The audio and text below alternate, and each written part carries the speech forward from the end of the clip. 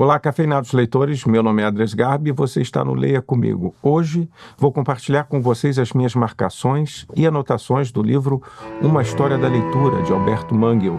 Então, pegue aquele café fresquinho, porque essa é uma obra para elevar a nossa cultura.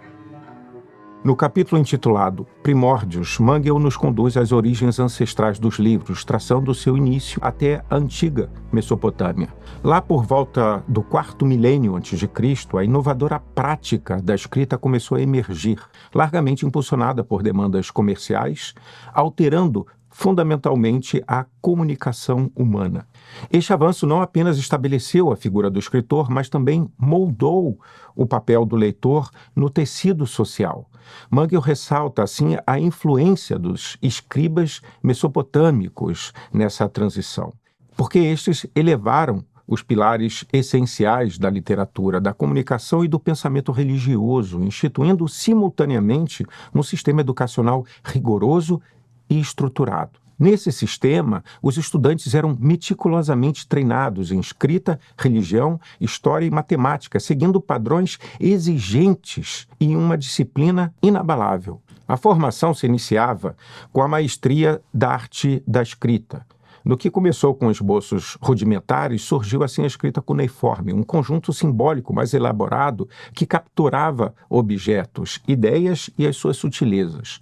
Após se apropriarem dos princípios básicos, os estudantes progrediam copiando textos venerados, garantindo que as mensagens perdurassem ao longo das eras. Essa habilidade, ardentemente protegida pelos escribas, é eternizada em inúmeras inscrições que exaltaram a escrita como um legado imorredouro.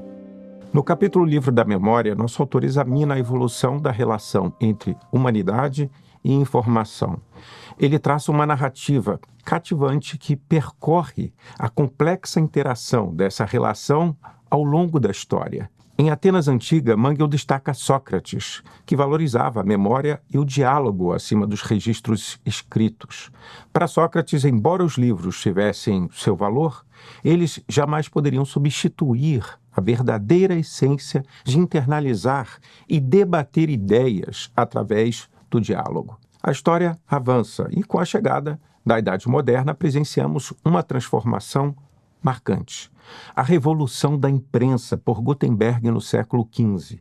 Antes dessa inovação, os textos eram transcritos meticulosamente por escribas especializados. Esses profissionais, frequentemente encontrados em templos, cortes e escritórios governamentais, documentavam desde leis até a literatura. Com a revolução promovida pela imprensa de Gutenberg, a leitura passou a ser mais acessível ao público em geral. Porém, conforme a sociedade começou a depender cada vez mais da tecnologia para armazenar e acessar informações, uma nova inquietação emergiu: o receio de que falhas técnicas pudessem levar à perda de informações vitais.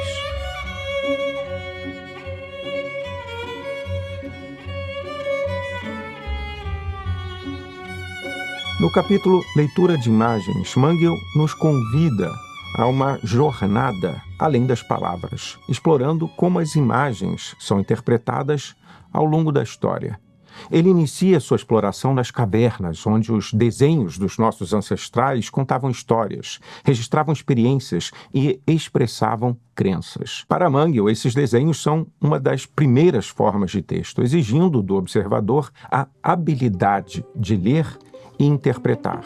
Ao avançarmos para a Era Medieval, nosso autor nos apresenta a Bíblia Pauperum, uma ferramenta visual que transmitia histórias bíblicas através de ilustrações, essencial em uma época em que a maioria das pessoas não sabia ler os textos. No entanto, é importante esclarecer um ponto.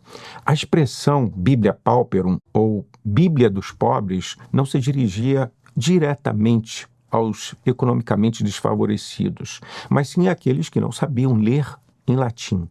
Por isso, era majoritariamente composta por imagens. A intenção era instruir, usando essa abordagem visual, estabelecendo conexões entre histórias do Antigo Testamento e do Novo Testamento. Era dessa forma visual que o clero simplificava e transmitia ensinamentos teológicos. As ilustrações atuavam assim como elos facilitando a compreensão das Escrituras.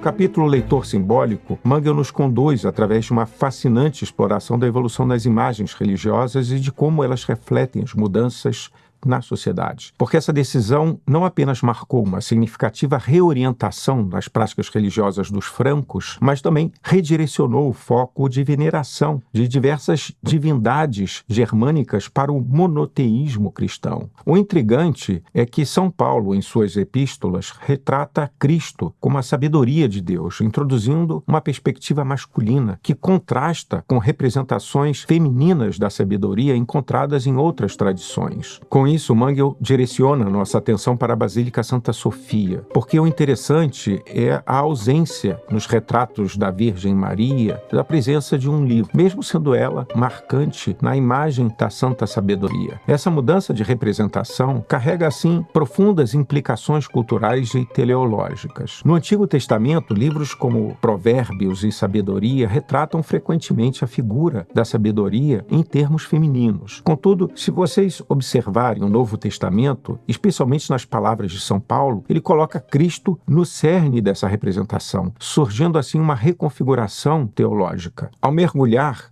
nas obras do Renascimento, Mangel destaca artistas audaciosos, como Simone Martini de Siena, que ousadamente imbuiu Maria com atributos de sabedoria. Da mesma forma, Giotto, outro renomado artista renascentista, rompeu com as convenções ao representar Maria segurando um livro, simbolizando a conexão profunda entre a literatura e os escritos sagrados. Em suma, no capítulo Leitor Simbólico, Mangel nos desafia a repensar nossa relação e entendimento de temas como sabedoria, feminilidade e a prática da leitura.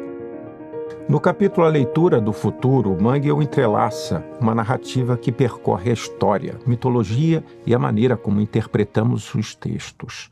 A jornada de Mangel começa com um livro do século XIII, sobre 10 mulheres conhecidas como sibilas. Elas eram famosas por fazer previsões misteriosas sobre o futuro. Através das histórias dessas mulheres, aprendemos, assim, como entender essas profecias era muito importante para as pessoas naquela época. Depois somos apresentados a Constantino o Grande, cuja mudança da capital do Império Romano e o esforço para fortalecer o cristianismo são partes cruciais de nossa história. O intrigante é a maneira como ele fez isso, integrando tradições pagãs com o cristianismo. Como você deve estar lembrando, Constantino foi um imperador romano que reinou no início do século IV d.C. E ele é conhecido por suas ações decisivas para fortalecer o cristianismo dentro do Império Romano, incluindo a mudança da capital do Império para Bizâncio, mais tarde renomeada como Constantinopla, em sua homenagem. A cidade, agora conhecida como Istambul, reflete uma história rica. Desde sua fundação como Bizâncio pelos gregos, sua transformação como capital do Império Bizantino, até sua queda e subsequente papel como centro do Império Otomano. Mangel também nos apresenta um ritual fascinante chamado sortilégios virgilianos, que envolve o uso de textos como ferramentas de adivinhação. Este antigo ritual destaca a crença nas palavras escritas como uma fonte de orientação, mostrando a profunda conexão da humanidade com a leitura. No capítulo A Leitura Ouvida, Mangel explora a forma como, desde as origens até os dias atuais, a leitura vocalizada desempenhou um papel crucial na disseminação dos valores culturais. Ele nos lembra que, tradicionalmente, ler em voz alta era prática padrão. Os textos antigos eram, assim, frequentemente declamados para grupos, tornando a leitura um ato coletivo. Inclusive, eles eram escritos para atender a esse propósito. Contudo, com o passar do tempo, a leitura em voz alta foi sendo substituída pela leitura silenciosa, uma mudança impulsionada por vários fatores, entre eles a invenção da imprensa que tornou os livros mais acessíveis. A leitura introspectiva, assim, oferecia uma relação mais pessoal e profunda com o texto. Porém, Mangel defende que, nessa mudança, algo essencial se perdeu.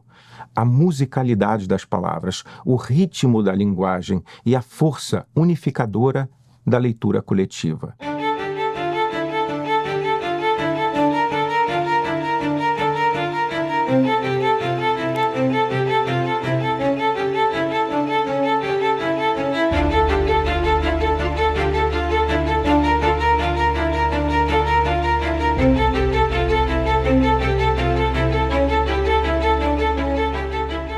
No capítulo A Forma do livro, Mangel nos guia com maestria pelas transformações na confecção dos livros, desde a argila e o papiro até o resistente pergaminho. Ele ressalta a revolução que foi a mudança do formato de rolo para o livro encadernado. Nesse capítulo, ele destaca que essa inovação não apenas tornou os textos mais manejáveis e portáteis, mas também intensificou a relação íntima e pessoal dos leitores com as suas leituras. No período do Renascimento, uma figura se destaca na história da tipografia e edição de livros: Aldus Manutius. Em Veneza, Manutius revolucionou a forma com que os livros eram produzidos e consumidos. Ele introduziu o formato semi-octavo, considerado precursor dos modernos livros de bolso. Estes eram, assim, projetados para serem mais compactos e portáteis, adequados para os estudiosos e leitores da época, que desejavam carregar seus textos consigo.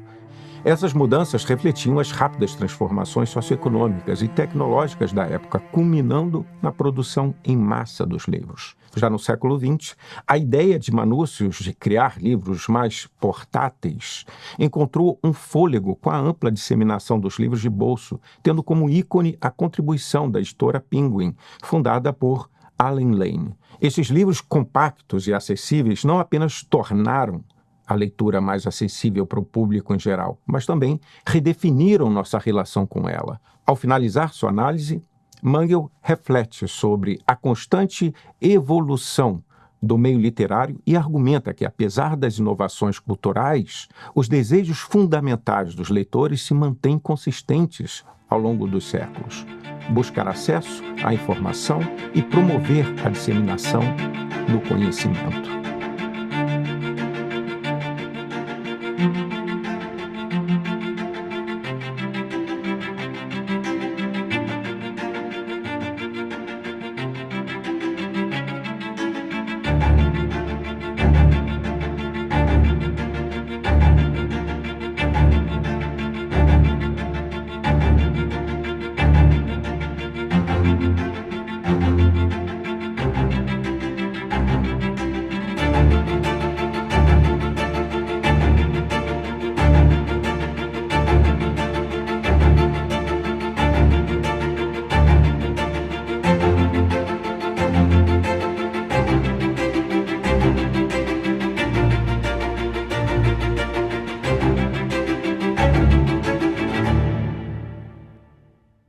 No capítulo Ordenadores do Universo, Mangel nos transporta para a magnífica cidade de Alexandria, uma joia da antiguidade estabelecida por Alexandre o Grande em 331 a.C.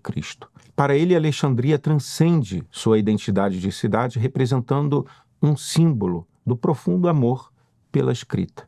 Esse fervor culminou na construção da emblemática Biblioteca de Alexandria, projetada para abrigar todo o conhecimento humano. A questão, contudo, era como localizar um livro específico em um acervo tão vasto. É nesse cenário que Calímaco de Cirene entra em destaque, um erudito norte-africano cujas contribuições à literatura e à organização do saber são inestimáveis.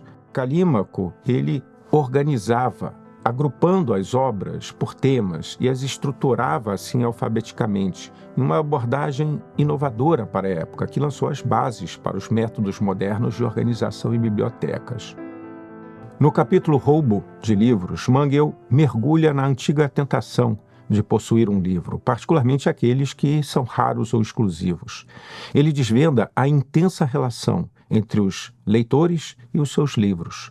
Para Mangel, livros transcendem sua natureza de simples objetos. Eles se entrelaçam em sua essência, ecoando nossas vivências, memórias e moldando a nossa própria identidade. Mangel expande assim essa perspectiva emocional, ilustrando a evolução dos livros na história europeia, onde se tornaram emblemas de status e poder.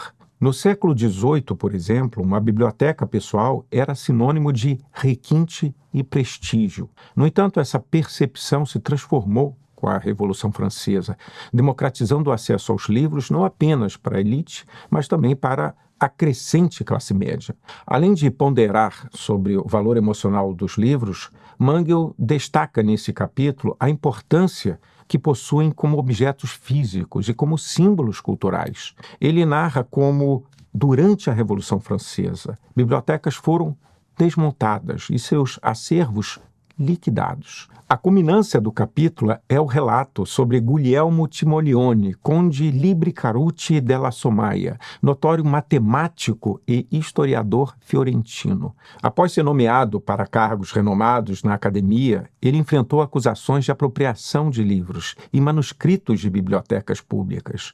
Mesmo com fervorosas defesas por seus aliados, foi condenado, levando a buscar refúgio em Londres. Seu caso é ainda controverso hoje.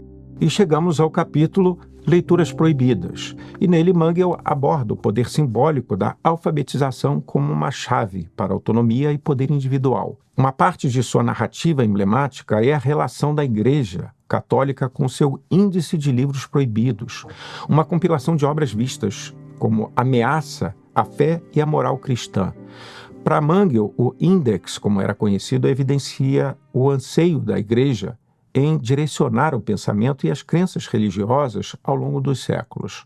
Nosso autor também se aventura nesse capítulo por outras facetas da censura, examinando a aversão à ficção e à fantasia em diversas culturas e tempos. O capítulo Leituras Proibidas é, portanto, uma reflexão íntima sobre a influência da literatura e a vasta gama de reações humanas a ela.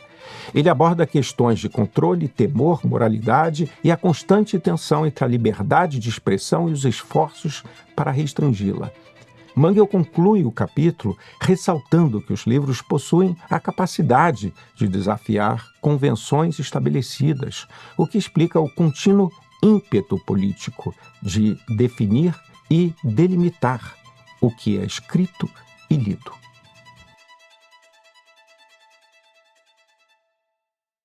No capítulo Louco dos Livros, Alberto Mangel nos conduz por uma trajetória elucidativa sobre a influência dos óculos na leitura ao longo da história. Ele retrata os desafios da leitura na Idade Média e o cotidiano sem essa ferramenta essencial. Além disso, ele sublinha como os óculos redefiniram nossa relação com a leitura e o universo ao nosso redor. Em sua abordagem, Mangel mescla diversos campos do saber, exaltando a leitura como um pilar fundamental em nossas vidas. Ao longo do texto, Mangel se aprofunda em debates filosóficos milenares, tangenciando tópicos como inteligência, poder, fé, política, moral e existencialismo. Em suma, utilizando os óculos como metáfora, Mangel nos provoca a mergulhar em nossa relação com o saber e a realidade.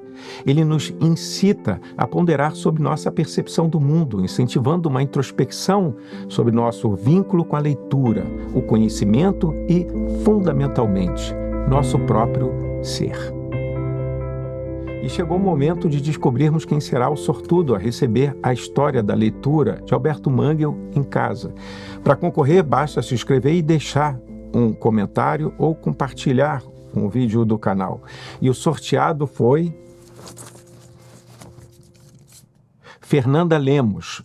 Parabéns, Fernanda. Entre em contato pelo e-mail que está na descrição desse vídeo, que em breve você terá em suas mãos essa incrível obra de Mangel, acompanhada de 2 marcadores exclusivos do canal. Um grande abraço a todos, boas leituras, tchau!